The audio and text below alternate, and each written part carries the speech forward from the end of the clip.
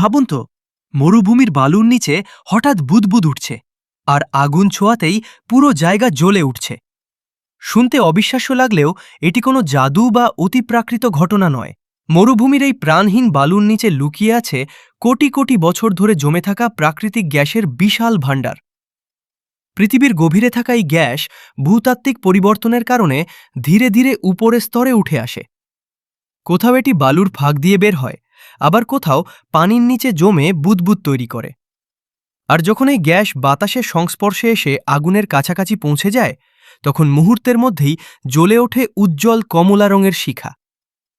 এ কারণেই কিছু মরুভূমি ও জলাশয়ে এমন দৃশ্য দেখা যায় যেখানে মাটি বা পানির ভেতর থেকেই যেন আগুন বের হচ্ছে।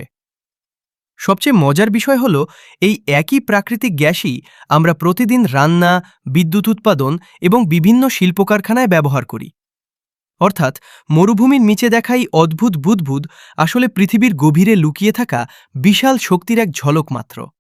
সতর্কবার্তা: ভিডিওতে দেখানো আগুনের পরীক্ষাগুলো নিয়ন্ত্রিত পরিবেশে প্রশিক্ষিত ব্যক্তিদের মাধ্যমে করা হয়েছে। নিরাপত্তার স্বার্থে বাড়িতে বা খোলা জায়গায় এমন কিছু করার চেষ্টা করবেন না।